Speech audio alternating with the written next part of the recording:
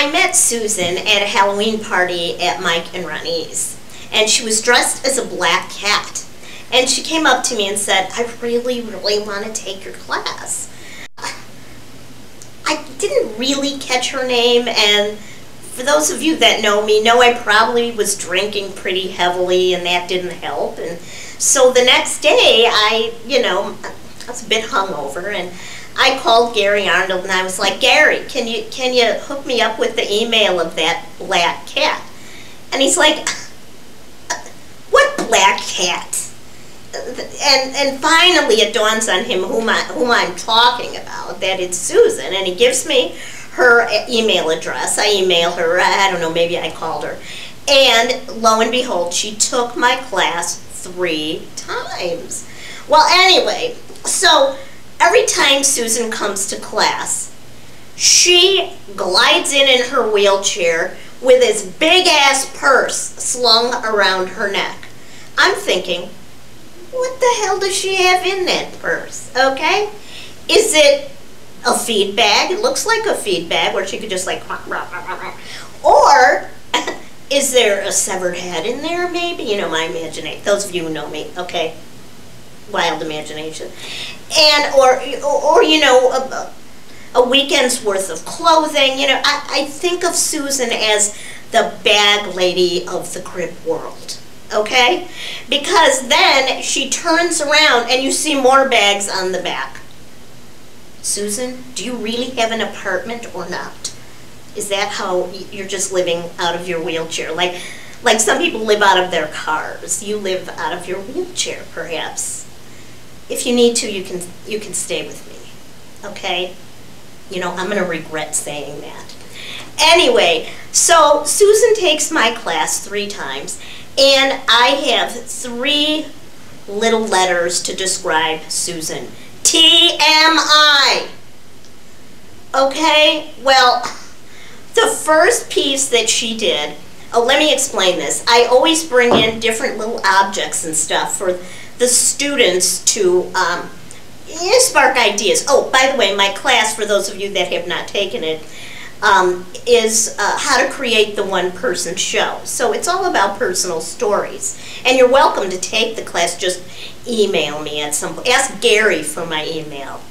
Okay, anyway, so the first thing she gravitates towards is a key. And simple key. So then she does this piece where she's in court and she's telling the judge she wants a divorce, and that this is my key to my first, I have my own apartment. My husband tried to kill me. So she went, I mean, we didn't put the whole thing in the piece, but oh my God, we learned too much information about how he tried to kill her, and I know everybody else in the class was like, oh my God, our stories are not that thrilling, you know. So then, the next class, okay, the next class was held at Victory Gardens Theater, and she picks Bubbles. So I'm thinking, oh no, what is she going to do with Bubbles? Okay, well, she reaches into the thing, and she, you know, goes like this, and then, now why, and then she gets mad because the thing doesn't work. And she's blowing these bubbles, and I'm thinking,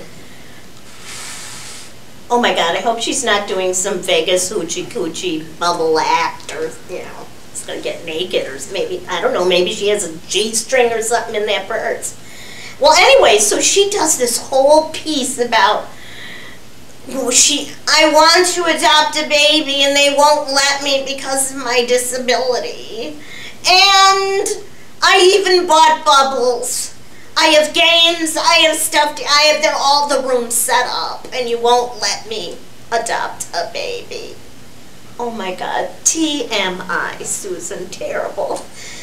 And then, okay, for the pièce de résistance in this last one we did for Bodies of Work, and we ended up performing it at Access Living for the It was fabulous. Anyway, she she picks a tea bag and does this, I guess it was supposed to be like hemlock tea.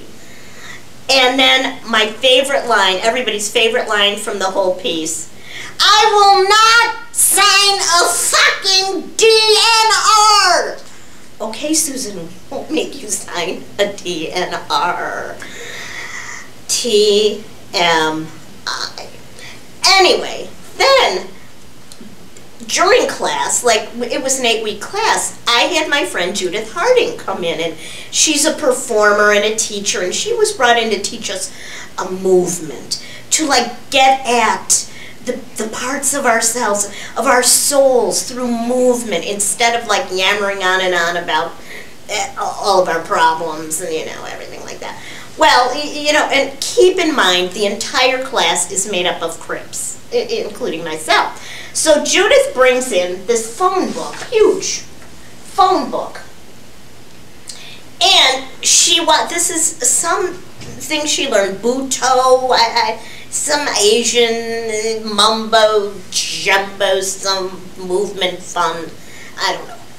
Okay, so she takes this phone book, and what we're supposed to do is we're supposed to go down to our chest with the phone book. Then we're supposed to throw the phone book with a giant, like, guttural scream. And keep in mind, many of us cannot even hold the phone book. I can barely pick it up with my little arms. Susan has this big-ass feed bag on her, and Judith gives her the phone book, and then she was like,